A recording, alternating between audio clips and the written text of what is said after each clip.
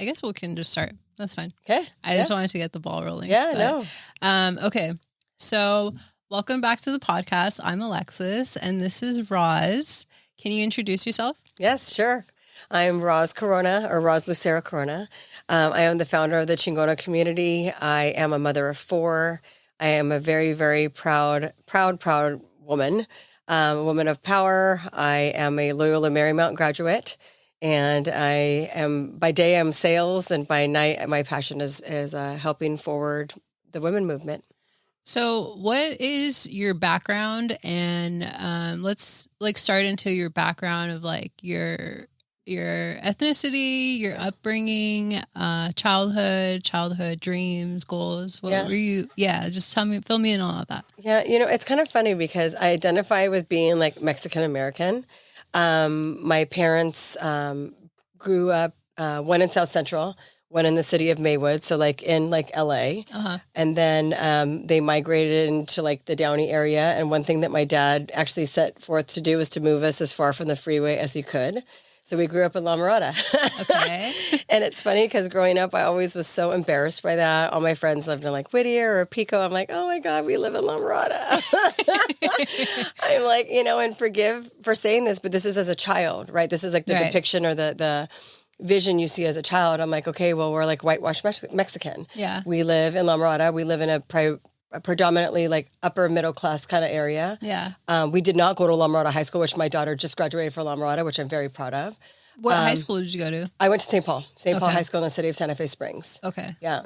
Is that is that private? It is a private. It's a co-ed, but I fought to go to the co-ed because my parents wanted to send me to Rosary, and I cried and cried and Was cried. that an all-girls school? All-girls school, yeah. All-girls school in Orange County, and I cried about it. Yeah. Nice. Yeah. So, okay. So sorry, I interrupted you. No, that's okay. Go ahead and keep going into your background. Proud Mexican American. I'm the oldest of 4. My mom is, she's got 2 siblings. My mom's actually adopted. Not many people know that. So whether or not she's in this little podcast, it's not a podcast. Now it is. But it's funny because I learned that later on in life. My dad is one of 3 as well. He's the only boy. His dad died when he was really young. So I really never knew my birth grandpa or my, I guess I should call it. But, we grew up in a great life. I would have never known any of that as a kid. Yeah. I had a grandma and grandpa. I had a nana and papa, and we did a lot of family stuff. And, to me, I didn't think that was odd, except for, again, as I got into my early, late adolescent, early teens, that I was so mortified about where I lived. And I thought, that's horrible. When I look at it, I think it's hilarious. Why do you think that is though? Why do you think that you were mortified or you had some sense of just, insecurity maybe? Or I don't want to put words in your mouth. Yeah. But no, but I think it was the time. We grew up in the 90s. Okay.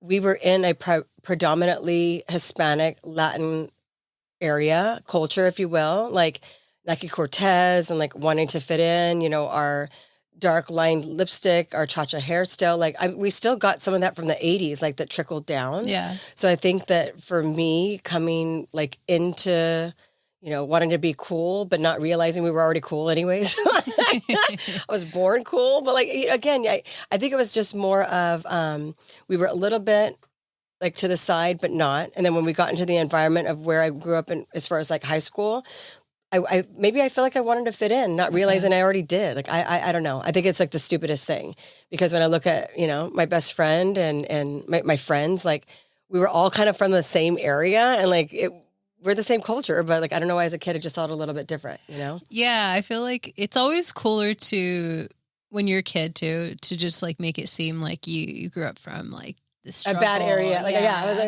hardcore. Yeah. That makes you cooler. And at that time, I think it kind of did, just when I went into college, the insecurity I had was that I was probably seriously one of 2% of the Latin community at Loyola Marymount that did not speak Spanish. Okay. And Mecha was still very relevant. I was in the Latino Business Student Association, so we were still very much, and at that time, even more of a minority. Still, Loyola needs to do some work on some of the minority numbers. But at that time, that was one of my insecurities. So it was one thing, going to school in Santa Fe Springs and really not wanting to tell people I was from La Mirada. Going to college, I was so mortified that I did not speak Spanish. Dude, I'm the same way. I understand Spanish. I don't speak it, and it's because I lack that confidence too. And my grandmas, both of them, like spoke to me in Spanish, which is why like I can understand it. Yep. I don't have that confidence to speak it though, and I probably didn't practice it enough. Yeah. Yeah. My parents came here as like kids, so I would also say it was like an insecurity of theirs is that they didn't want their kids to be bullied for not speaking English like correctly. Yep. And so because of that, they kind of, my mom won't admit this, but like they steered away from practicing Spanish with me at home. Yep. And because of that, I'm here as a 31-year-old, like still struggling and feeling shame. Yeah. I feel shame. Oh, I hate it. Yeah. I'm like, so like, I even like to this day as an adult, the benefit and the value add that you come with being bilingual, like it's like amazing. Yeah. Just like not even, I know a lot of people like to say like, oh, there's a financial benefit, but it's not even just that financial communicating benefit. with everyone. It's like you can communicate with people that like you, like, yeah, your elders, like, everything. Yeah. And just like you can help more people if you can speak the language. Well, for me, for sales, like when we would go on sales calls, and the majority of what I was doing for staffing, like a lot of like the temp workers spoke Spanish. Yeah. And when I wanted to get good leads, I'd go into the parking lot. I'm like, oh, I would try my best. And then luckily if I had bilingual speaking colleagues with me, I'm like, ask them who they use. Ask me, cause that's the thing. I can't communicate with them. Yeah. And it's embarrassing. I struggle with that too, for sure. Yeah. And it still sometimes feels embarrassing because you've probably experienced this, but where people see you and they start speaking Spanish to you. Always. Oh, you don't? I'm like, oh. And I'm like, I can understand a little. Poquito. Yes. I said, muy poquito. Yeah, for sure. And I've struggled with that too. But going back to like what you're saying, like I think when I was in high school, I'm from Highland Park. Yeah. Okay. So my mom sent me to Alhambra High because she wanted me to be at a better high school. Okay. Franklin was the nearby school in Highland Park. I know exactly Franklin. Yeah. One of my daughters, Nina's, went there. And my mom and dad both went to Franklin. They did not want me to go there. It was still pretty rowdy over there. The avenues. Yeah. Yeah. And so she got her ass up every morning and drove me and my brother. My brother went to EGROC because he was in the magnet program there. And she drove me to Alhambra High. And I remember when I would hang around like the little cholos that were at Alhambra, I felt like a flex that I was like, yeah, I'm from Highland Park. Yeah. We're harder than you. Yeah. Like, you guys don't know shit. Yeah, no, serious. Yeah. Yeah. So that's like a struggle. And I think it's so complex to be a Latina just in California, in the United States. It's such a struggle. It is. Because you have all these like identities that people really don't want you to fit into. Yeah. Or I don't know. And you feel like you kind of don't even have a space. Yeah. You know? Yeah. And so I did want to, we might be jumping into this, but we can go back and forth about things. So I did want to like know what ignited you to start your organization. You know, like truthfully, just networking. Like I'm a huge proponent of networking. I shared this with somebody yesterday. Like, I don't know if it was for a business deal, but I said, you know, I truly have been networking and building relationships for 30 years. I just turned 46 a few weeks ago. And, for like the past 30 years, I have built this amazing, what we call quote unquote, I had this, a mentor of mine use this term, like Rolodex, not realizing what I was building, not realizing what it was attracting, not realizing what it would be for later. And when I started the group, it was to do some extra networking for work. Okay. Because I thought, okay, I do all these fucking like chambers and, work societies for the most part, like SHRM and PIRA. Those are like professional organizations for like HR and stuff. So I do all these things. I'm like, some of them are like so like not, they're boring. You don't get anything out of them. So I thought, you know what? A, I want to get business leads, but B, I want to make it to where like we can help other women like stay connected. And I only want it to be women because I'm being biased, but because I think that we need it more. Yes. So my husband actually I shouldn't say my husband, friends would always call me Chingona because I work out a lot. And I told my husband, I say, hey, so I think I'm going to start this like women's group. I said, but do you think people will freak out at the word Chingona? Because like he is seriously first generation from Mexico. Yeah. And I said, I'm hearing like it's like kind of a bad word, but no. He's like, well, and he explain. I'm like, And then I thought even like talking about being rowdy. I'm like, oh, that's cool. We can have the bad word as our name. So that was kind of it. Like the Chingona community was birthed. What does Chingona mean to me, or what does it mean to you and to your organization? Well, a woman who is fearless, who is intelligent, who is like unstoppable, doesn't let anything get in her way, is very, preserving and badass. Yeah. Yeah. So, okay. So you got started with the organization, and were you just talking about like starting a group, or did it really it was meant to be once a quarter. Okay. I was going to charge everybody $25, $40. We're going to have a drink ticket. We're going to have a speaker, and we're going to collect business cards. Okay. I did not think anything more. I truly did not. It was an idea on a piece of paper. When I saw what I wanted to do, I'm like, all right, once a quarter, I'll just set the meeting. I'll find a restaurant. We did one local restaurant in Santa Fe Springs, Geezers. But before that, I had already wanted a logo because I'm very like, okay, I want everything, to be perfect. Yeah. So yeah, I had my dad, I said, hey, I'm starting this group. I was going to really originally call it the Corporate Chingonas. Okay. And I thought, you do that, I'm like going to scare all kinds of people. Like best friends included. I'm like, oh, what is this corporate shit? Like, you know what I mean? Like, I'm like, I'm not trying to do that. I want it to be inclusive. And I asked my daughter, I said, I need a C word. I go, what's a good C word? And at the time my daughter was in high school still. She goes, how about community? I'm like, oh my God, it's like the best word. I'm like, Chingona Community. I'm like, oh my God, that's it. So I told my dad, and I gave him, I said, I want an old English. I go, but real clean at the bottom. He drew 9 logos. The same logo that he picked was the same logo that I picked. Oh, your dad drew them out? Yeah. That's sick. Yeah. Cool. And we the same exact one. He's like, here's all of them, but see which one. We picked the same one. I made shirts. And originally I was going to sell them that night. I was like, oh, everybody's here for the first time. Everybody's going to get a shirt. And the original... You get a shirt. You get a shirt. Yeah. And the original one, my dad screwed up, though. He put Chingonas. So if you're really a part of like the first 27 that night, you have like the old shirt that says Chingonas with an S, community. Yeah. I told my dad, that doesn't make sense. It's Chingona Community. Community is already plural, But yeah, no, it was just meant to do that. This was in 2019, June of 2019. And we did each of our quarterly meetings, and then COVID happened. Oh, okay. And COVID like knocked everything up, and I thought, oh my God, I'm thinking I'm just starting something, But one thing that COVID did allow me to, which I need to go home and do for my other business, is I started the process with trademarking. I read a little bit about it. I'm like, okay, I'm going to start an LLC. I'm going to do consulting and this, that, not even realizing that what I was building was totally not that. It's a community servant organization meant to help women grow, meant to help women not be catty Latinas and or women, because this is not just for Latinas. And I think my Latina friends will get offended by that. Some of them might. No, I totally understand. But I'm like, no, they are catty. This is all, and that's the thing. When people pigeonhole the Chingona community into Latina, it's promoting all women. Like we all need a space. We all need a voice. We all have a skill. We all have, whether it be deep pockets, great connections, a good heart, whatever it might be that we need.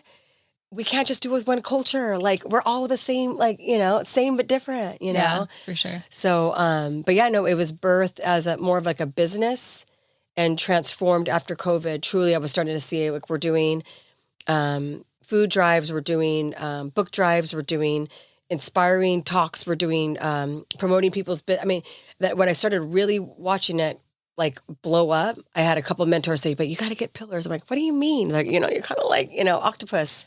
Pillars. Yeah. Okay. Yeah. And then so how did you find yourself to just like narrow it, I guess? Turned off the LLC immediately. I saw this wasn't a business. I saw it was a 501c3. I was very much criticized by some people that I'm like, What do you mean? What were they saying? Oh my God, how are you going to make money off a 501c3? And I'm like, yeah, I know, but I'm like, we're not making money. Like I'm spending money to like help all these women like grow. Like this is a nonprofit. Like this is a, county, city, community leaders like fund us to like teach each other stuff. Like fund us to network. Like no, like I learned that the hard way, not knowing. So turned off an LLC, applied for a 501c3, got our letter, didn't even know it. It sat in my PO box for like 2 months.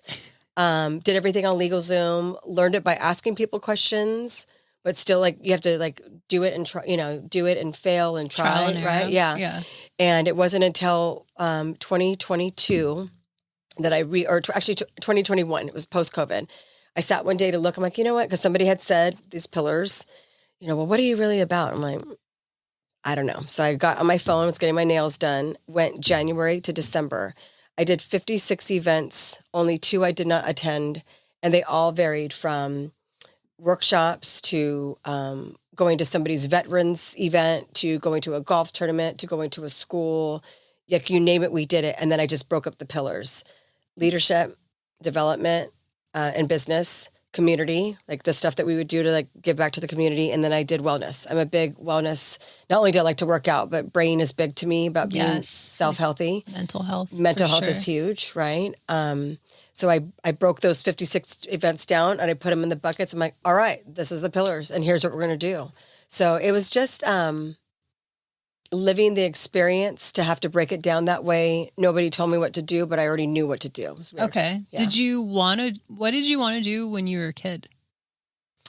A dancer. Okay. Yeah.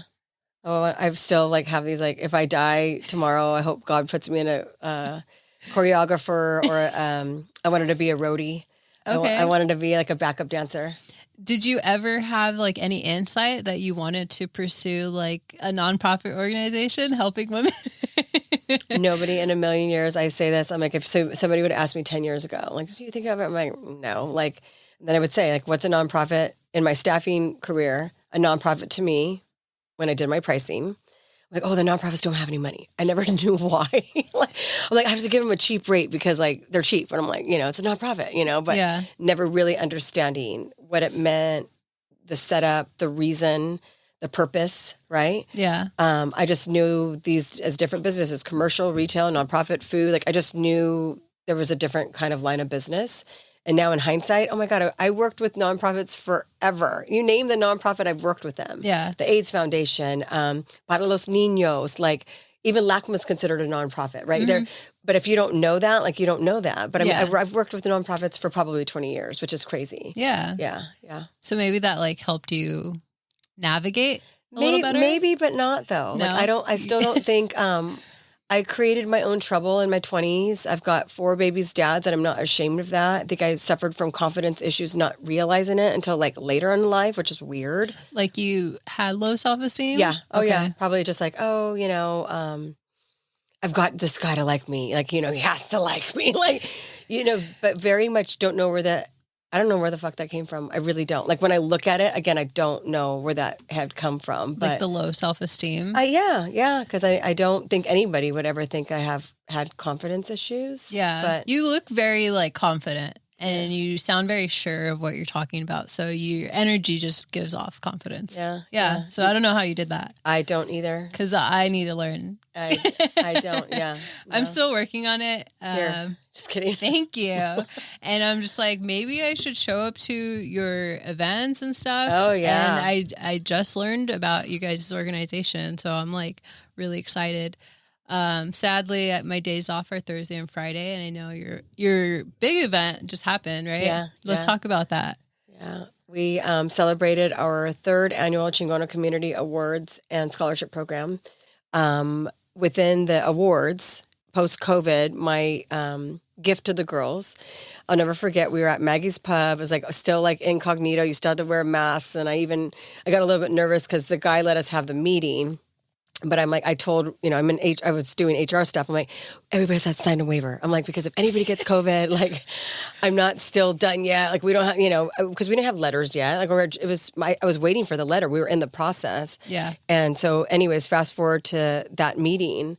I had a speaker and stuff. And I said, and when this shit's done, I'm like, we're going to have a fucking party. Like, like, and everybody like, So I committed to the women to do that. And we did that. Yeah. So 3 years in now, I'm super, super proud. Our first awards event, we gifted $700 in scholarships. Our second was 7,000. And this past year we did 8,000.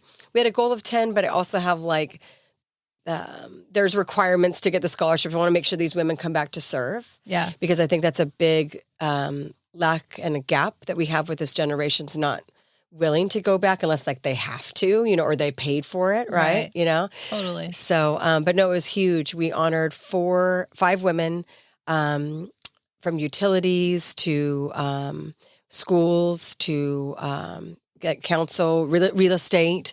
And then we gifted the scholarships, which was amazing. And then we hosted at the City Club in Los Angeles downtown, which was so badass. It was amazing. Yeah. I know. I work those days, so I'm like a little annoyed that I couldn't go. But yeah, it looked like fun. It was super fun. It was my birthday too. Oh my God. Yeah, it was too much fun. So you said you're 46. 6. Okay. Yeah. Okay. So what have been some maybe learning points for you throughout this whole experience of starting this nonprofit? There's been so many. I think the biggest is that I don't think anyone's ever prepared that you're going to have people in your corner that jam, because they're going to think that you are doing things for the wrong reasons and not realizing like so much blood, sweat, and tears and work goes into this. That was disheartening. But at the same token, I had somebody remind me that people expire. You know, sometimes people are in your life for a certain time and there's a reason for that. Totally. Yeah. Okay. Yeah. So I think that was one thing that maybe was a little bit challenging. I mean, but I've also experienced that too. Like when you start, and I don't mean like with money, but people get very envious and jealous of success, which is so horrible. And it's, I was going to ask you about that too. Yeah. And it's worse when you're a woman. Yes. So I think that that's one thing I've always been prepared for because it's happened to me before. But I think in the small circle that I keep with like my friends, because I do have a small, like a real, like these are those small ones, like, and you know, and I know a lot of people, but some folks that fell out of that, I was like, damn, but I'm like, it means that stuff's going well in the sense that hopefully they know they're welcome and that they can come back, because that's not what I preach. Everything that has kind of happened to me, I preach against, you know? So I think that was one thing that I had to learn that I wasn't necessarily fully prepared for, but again, it's life. And I think the other thing is that like, not everyone wants to help you. That's a good point. Okay. Not everyone wants to help you. And it's not because they're envious. Some of it could truly be genuinely like time and they've got family issues. Like that's different. You know, maybe they just don't know how to speak up about it. Right. But some folks who are like, oh yeah. And then all of a sudden I'm like, hey, you know, I finally got this and I need, and I'm like, like, you know, where'd you go? Like, you know, so sometimes the people that didn't fully want to help, but I didn't know that kind of was harmful because it can knock you down to where like, fuck, why am I doing all this? Like, it's so much work. You know, maybe I'm really not meant out for this a little bit. You know, you get the imposter syndrome. Totally. Every day. Yeah. Yeah. No. So I think that, and then I don't think I even realized, I'm like, how could I, surviving non-confidence and babies, daddies, and bad relationships and drugs and whatever it is that I dabbled in that wasn't good, how can I get through all that but not get through, like, you know, I can never suffer from imposter syndrome. No, I can. Yeah. Yeah. Yeah. So I think that was one tough lesson for me to learn, not from not being confident, but like, damn, it exists. It's real, you know? Totally. Yeah. Yeah. So I was going to ask you, because I assume usually when you're doing something good and you're being successful at it, you're going to always have the people that are jealous of you, the people that don't want to help you, that are kind of low-key haters. Yeah. And I was just like, I know you have probably experience with that. Yeah. And I let it go though. I mean, I think for the first couple burn, but then after I'm like, fuck, I can't worry anymore. Yeah. You know, like I just can't worry anymore. I have a goal. I have, I'm too far up this hill now to like let the other women not get what I want to give to them. Yeah. And so like, I gotta keep going. And like I said, open door, like, come on back. Like, you know, but, yeah, I don't think you ever get prepared for when people like really, really like talk about you, talk down to you and say things that like truly are like it's like feels like a dagger in your heart. Yeah. You know? Yeah. And that burns. Yeah. I'm human. And it definitely, I could say this even with the podcast. You have people in your life that you kind of, maybe you shouldn't expect things from people. And that's something I want to practice like constantly, but you do kind of expect like, friends to be supportive of you. Yeah. And you do kind of expect friends to like help you or offer help, but not like overwhelmingly just in any way, just support me, please. Yeah. I need this because like I'm dying here. Yeah.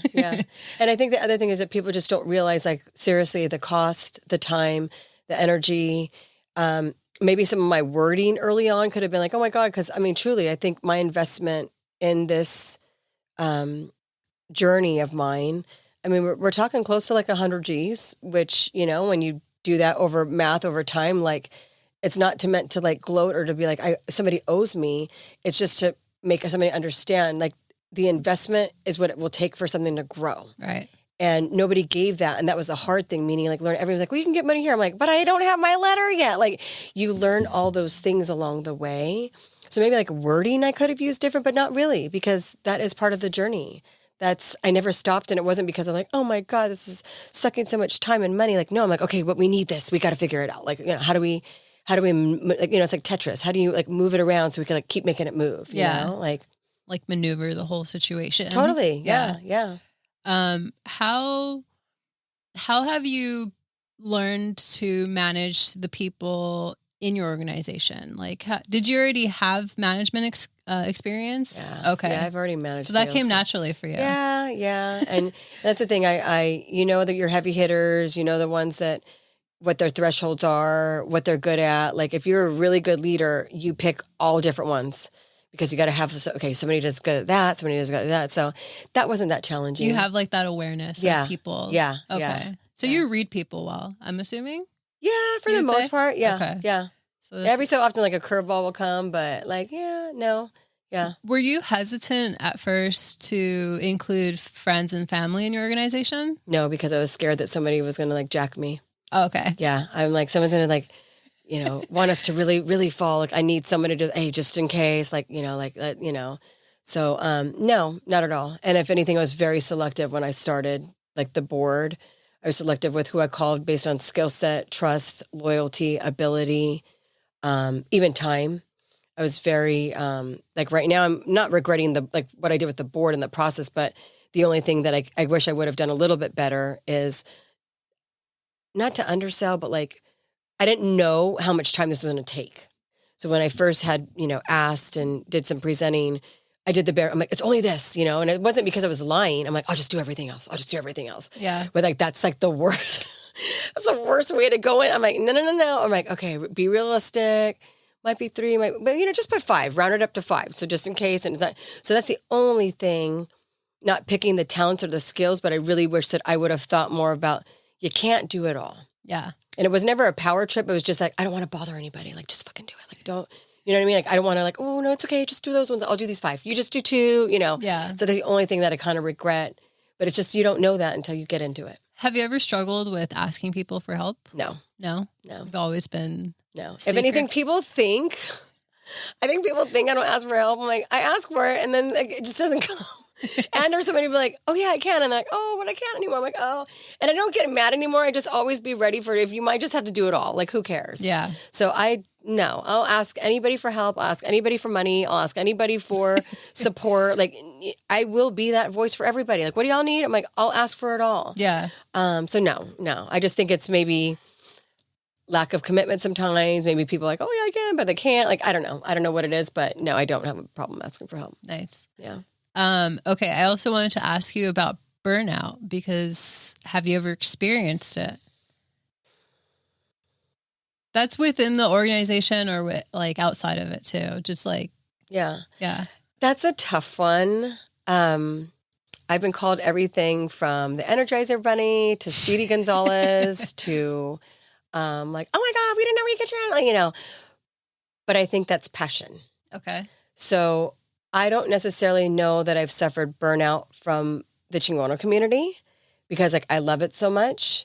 Maybe I'll get flustered sometimes when I don't feel like I have enough help and I have to keep asking people for help when again, like you just try a different method.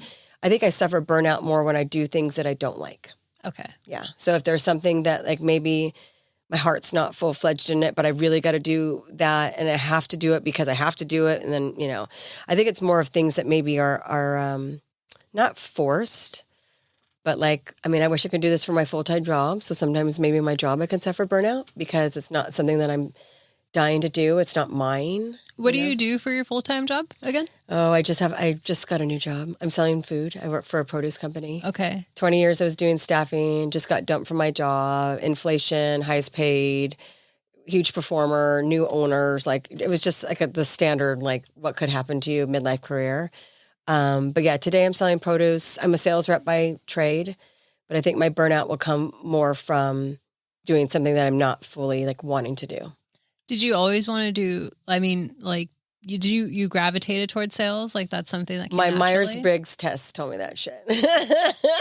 All my work, or you take the school personality, and I would read. I'm like, oh my god, I'm like be mortified. Like I'm like, I would never want to do sales. I'm like, oh, you talk to all these people and do all this stuff, and I'm thinking in my head, I'm like, girl, you've been selling since you've probably been selling since I was 12, and not even realizing that I was selling. So personality test and like career, education trait tests would always say it, but I never thought I would until I got into it. And then now I'm like, you're so stupid. Like, I wish I would have sold something better, like earlier in my career, because I think that. What are some things you've sold? Oh, well, I've sold copiers. Okay. I've sold service plans. I've sold people. Sold people? Staffing. I was say, like, wait, hold up. I know. I should say I've sold labor. I've sold postage, like if somebody's going to build out a new mailroom, sold everything from their postage to the actual mailroom concept itself. I've sold Autodesk and Revit, which are engineering programs. And then today I've sold food. So I've sold almost like a lot of commodities, a lot of stuff. When you say food, do you mean like you're selling food to like companies or to markets? So both restaurants. Okay. And then like on a retail, like larger scale. So it could be to a Vallarta or Superior Grocers, or it could be to a restaurant, a Gaucho Grill or anything around the corner here on Sunset. Yeah. So produce. Cool. Yeah. Yeah. Anyway, so I got on a tangent. It's about your sales That's experience, okay. But, so going back to the Chingona community, yep. What are some things that what are some challenges you've experienced? Like some hard challenges that you felt like it was like really hard for you and you overcame it? People accepting the name still. Okay. Like, yeah. Like, I mean, I'll never forget, like during COVID, I would thank people and we made masks and we had our shirts and I would run. I'm like, oh, thank you so much for being so Chingona. Oh, and then I could never wear this though. I'm like, what? And then I'm like, oh, you were just excited about it. You think it's like really cool. And then you're like, but I can't wear this, or I can't wear this here. Oh, and I'm like, okay. So that to me was a challenge because I'm like, okay, women, do you realize really what the word means? Like, look up who patented the definition. I have a friend of a friend. So somebody who went to school with her, she went to UCI. I think her name's Melinda. It's skipping me right now. But she patented the definition for a certain reason. Oh, crazy. I've never had it. I need to circle back with her. I need to get her into one of our forums to do some speaking. But the reason why, if you read the definition, it's to help us be more powerful and to show people that we are badass and to turn something that was looked at derogatory in a positive, because we are strong and we need a word that like exemplifies that, So I think that would be one of the things that I've just struggle with because I felt so passionate about it. And then people are, you're really going to need to spin that a little different. I'm like, well, why? And even when we were getting the awards set up, our first awards event was hosted out of Loyola. Out of a group of 7, I had one person that I wish I knew who they were, fought to the end, that did not want us to host the awards there because of the name. Just because of the name, mm-hmm. Damn. Mm-hmm. That's low-key kind of like a form of racism too. Yep. I was just going to say prejudice. Yeah, right? Yeah. Yeah. Has the organization helped you have more of a connection with your culture?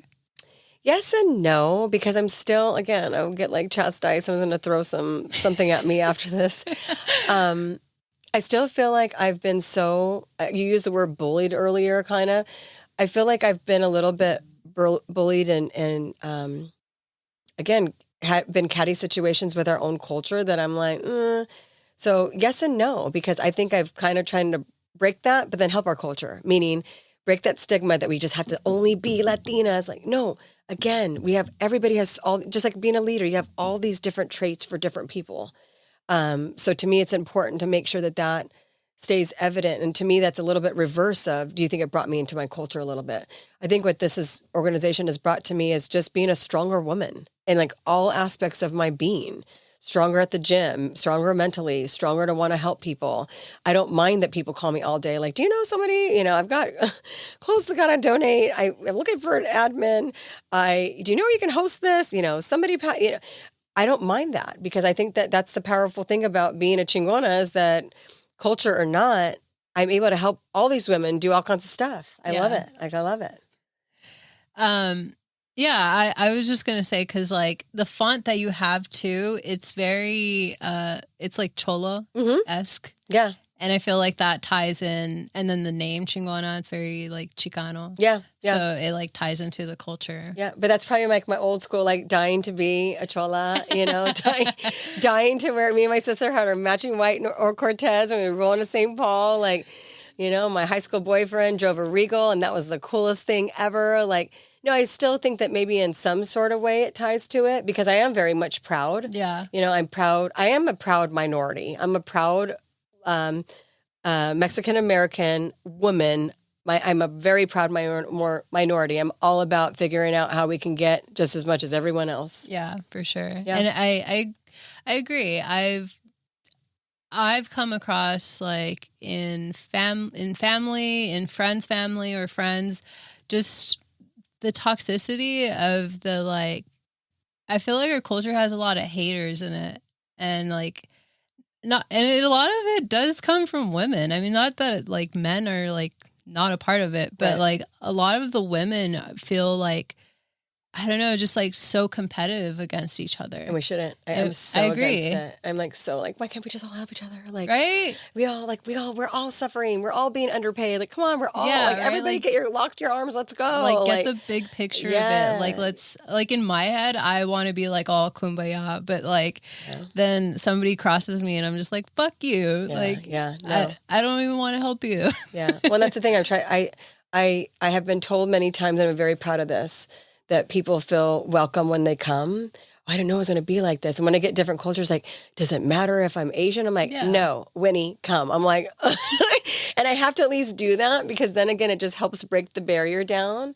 And I'm proud of that. I'm super proud of that. I am super proud that people feel welcome. I'm super proud that we have all walks of life, all cultures represented, because my whole thing, and even with the font, that's to let people know that I'm a hard ass. Like, no, we're badass.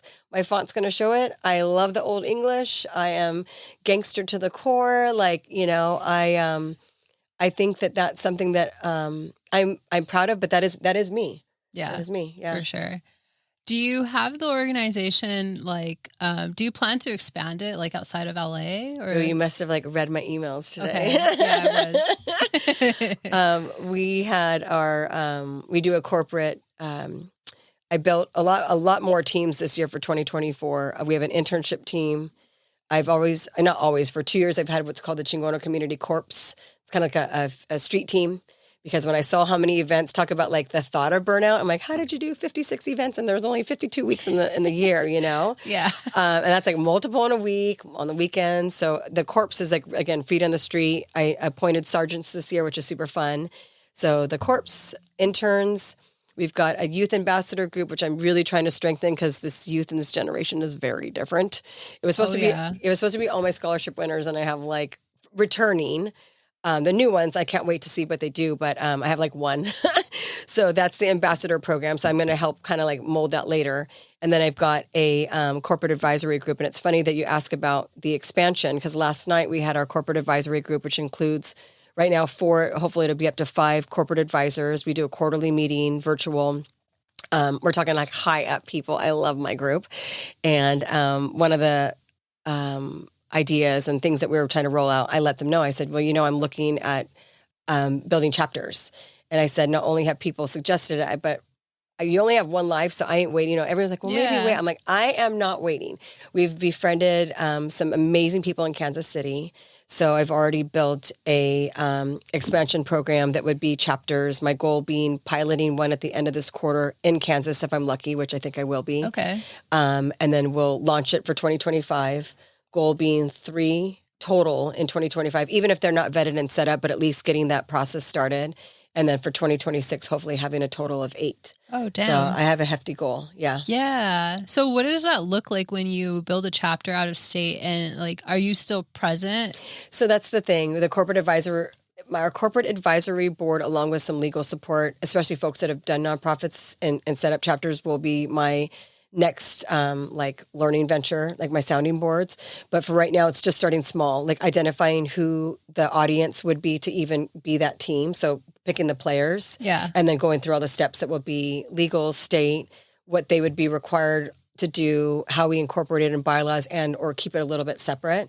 So that's all the process. Actually, that's going to be fun because that's something that I would have never done in my life, been a part of groups that are national, but I'll get to learn from some of my more seasoned Chingonas on how to do that. So I started just a general plan, but I've already started picking folks, Idaho, Texas, Kansas, like East Coast. There's a couple, and then don't really have anybody like down in, I have somebody in Atlanta as well. So picking up some of the major cities. Yeah.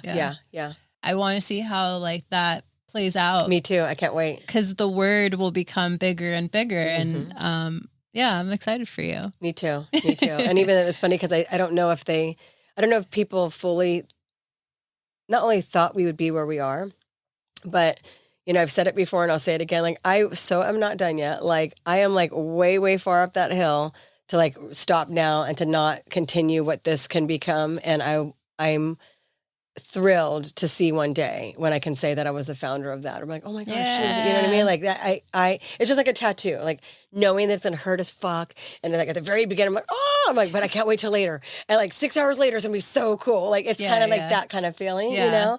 So no, relief afterwards, it feels good and rewarding, I'm sure. No, so I can't wait. And it's something that I can hang on my hat that I've done. Yeah. It sounds like you have a lot of accomplishments. Thanks. Well, a lot of learning, a lot of trial and error, a lot of questions. So with all this, like, where did the sense of community building come from? I mean, I think truly it just goes back to needing other women, right? Like the women that I respect in my life, the best friends that I hold like close to like death secrecy to, like, we all should be a little bit more tight. And I think the sense of community is that like, hey, in all communities, there's like a few of us. So like the more, the merrier, like, and then the more resources, right? So I think the sense of community really came from the women's standpoint, but then from the community giving standpoint, I've been doing this shit forever. Like, and not like, I mean, like Catholic school for my kids giving back, like, you know what I mean? Like I've been giving back like forever, but I know, because private school does make you do that. Believe me, I have a conference call with the principal next week because of some changes that were made that I'm not okay with because I'm done with service hours. Do you ever, did you ever work with like your kids' schools or anything? I do all the time. Yeah? Oh yeah. Okay. No, I've been doing with that your for organization? 20, yeah. Okay, cool. Yeah. And that's why I have a little bit of a little hiccup I need to get over because the organizations has helped my son's school actually with a really large car show that I'm very proud of. Nice. I did the car show out of the love of my dad and cars. And not only was it to spend time with him and learn, but like more old cars. Oh yeah, lowriders and stuff. Yeah. So oh no, totally. So and that's the thing. I love to give back, and now that I'm older and I'm seeing what the Chingona community has become and what we do, but like let me do it on my own terms. Like let me pick my own clicks. What do you use it that you need? You need 10 grand. All right, let me see. There's these. Okay, we're gonna do like that. Like let me pick that. And I'll do it. I'll find the sponsors. I'll find the DJs.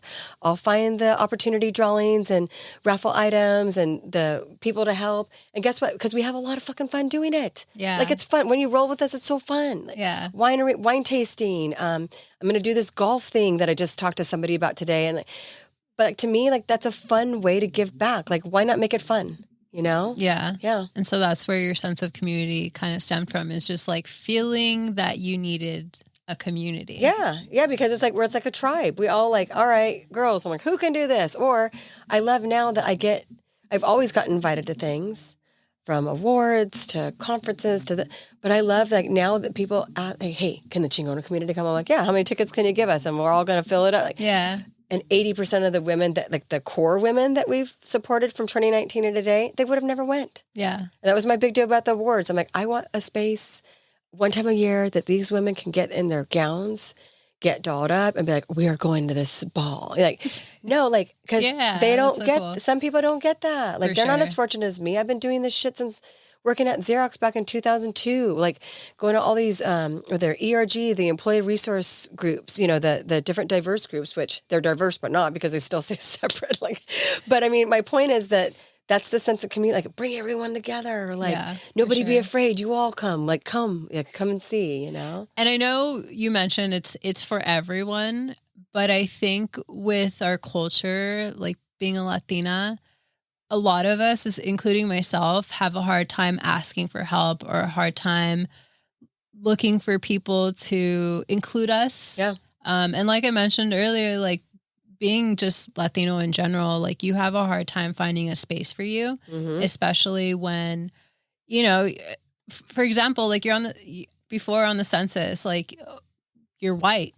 You have to mark that you're white when nobody looks at you like you're white. Nobody treats you like you're white. Right. And so that alone is like, there's no space for me. Right.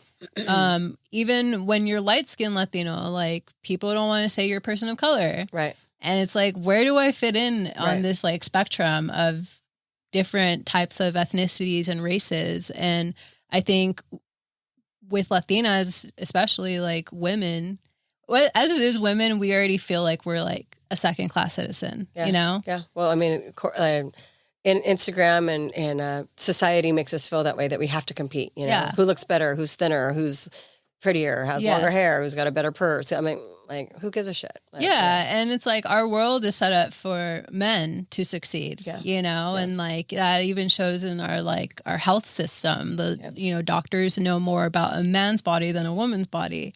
And so it's like, so not only do Latinas feel like they don't have a space in their identity of culture, but like as a woman too. So when you combine those two, like, there's not really spaces for us. Yeah.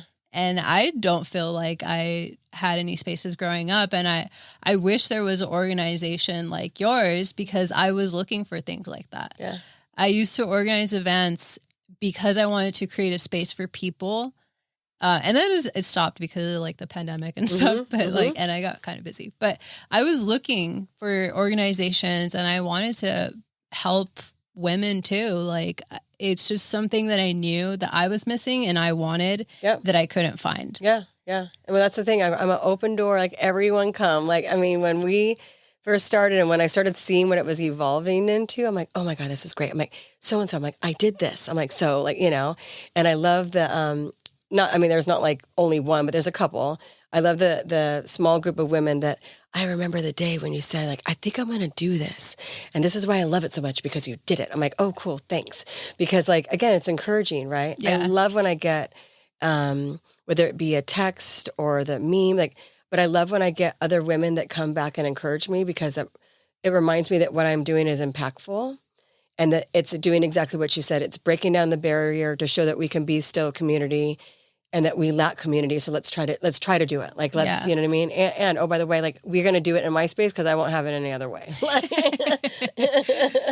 And I think just like off of your energy, like you have a good leadership, like you have some sense of leadership as a good skill. Thanks. And I think like I like you talking about your organization. I'm like, I want to be a part of this. Come on down. Yeah. But we're getting closer to closing out. So I do want to ask for like any advice that you would give anybody. If you have anything off the top of your head, just like what advice would you give to somebody that is in maybe or has been in your shoes, or somebody that is looking to do something similar to you? You know, I said it earlier and it was kind of cliche to say it, but like no goal or dream is seriously outlandish. And I don't think, it's one thing as kids, like, what would you dream to be? Like, okay, fine. But we got to remember, like, they're going to be an adolescent. Everyone's going to change. So, you know, like, but like truly, like, if there's something that you want to do, like, don't ever think you can't do it, because you totally can't. Like people gripe about, well, I don't have enough money, or I don't have enough time, or I've never done it before. Like, no, but if you really, really, really, like truly in your core want to do something, you can. It's all in your mind. If in your mind you believe that you're going to do it, you're going to totally do it. But if you start doubting yourself, and again, confidence issues can come and go, but at the end of the day, if you really, really believe it and you want it that bad, keep going. Like, don't stop. Like, no matter what, do not stop. Don't let somebody give you, you're going to get poor advice anyways, and no matter which way you slice it. Yeah. But you could truly do anything that you really want to if you want it that bad. Yeah. Yeah. How did you also help with like your self-talk, like your inner dialogue? I talk to myself a lot. What do you say though? Like what did you remember saying to yourself that like helped you get this far? Bitch, you can do this. Bitch, like, okay, bitch, don't stop now. Like, you've come too far. Like, seriously, if you stop, like, come on now. Like, come on, Rozalyn, like, practice what you preach. If you're telling all these women that they can do it, like, you have to do it too. Like, just really, I think my talking myself off the ledge is just reminding myself that you are just as good. You have a support circle. You've got great kids. You've got great people in your life. I think it's really just talking to myself, reminding myself that I am badass. And whether I do that in the shower or however that might be, but constantly reminding myself that I'm exactly what I'm giving to the women that are taking from me, which is not a bad statement. I just mean what I'm giving. It's the same thing. You got to keep, you got to balance of the flow, completely. For sure. Like the cycle of it. Totally. Definitely. I just spoke with one of my friends telling me that like especially women, cause she's so many things, and she's a counselor and she's a coach. And she was saying how women, especially, we give and give and give, and we don't allow ourselves to get and receive. Mm-hmm. And she was just saying for like a healthy balance, you need to have that balance of giving and receiving. Yep. And for us women, we struggle with that a lot. Yep. And so I totally agree with you when you're saying that. I did also want to ask you, we have a couple more minutes, but like, have you ever had like any anxious thoughts or doubt when you were doing all of this process of the organization? Yeah, a lot, because it was financially, like, I guess, I don't want to say a financial burden, but like the financial piece scared the shit out of me. Yeah. Because when I started seeing things like kind of move around, I'm like, oh fuck. I'm like, oh my God. But if we don't have the money, I'm like, I have to pay for it. And even one of my my very, very first sponsors, who it was a very emotional meeting when I met him, because he asked me about, and I mean, he really dug deep, and I wasn't ready for it, I guess, that day. He's like, you are so like, I don't know if you use the word empowering, but whatever accolades and whatever pump up he gave me, like, I mean, all I can do is just cry. And I said, yeah, I go, well, I promised the girls, I'm like, we're going to have this awards. I'm like, and if we don't have the money, I go, I'm just going to put it on my credit card. And I'll never forget him telling me, that's like rule number one that you don't do with a nonprofit. He's like, you can't. And I didn't get what he was saying until now, but that's the thing. Like, just figure out a way to get the funds. Don't keep carrying this burden, because all I'm going to keep doing is digging down and digging down and digging down. And it wasn't until that time that I had made a commitment to the women. I had said that we're going to do something. And if I say I'm going to do something, we're going to do it. Yeah. So I think that kind of like, that was a struggle and was worrisome, because a nonprofit is a business. Yeah. You need IT, you need, from postage to operating budget to legal to insurance to banking. Like, it's a business for sure. For others, like to grow and succeed, right? But I think that scared me a little bit when I did really realize the financial impact and what I didn't have. Yeah. And I'm like, how the fuck am I going to get that? But now I'm like, oh, well, that was dumb. Like, but I mean, nobody teaches you that. Yeah, like, for sure. There's no such thing. Like, I can't wait till later in life, hopefully teach in higher ed, which I do have that as one of my bucket lists, to teach a nonprofit course. What some of the starting pillars, what it means, if your purpose and your passion is this, it probably is a nonprofit, but it's this, it might be an LLC and an S Corp. Like, I can't wait to teach somebody this, because nobody teaches you this. Seriously, I didn't learn anything in high school. No, even in college, you don't learn this. That's true. That is true.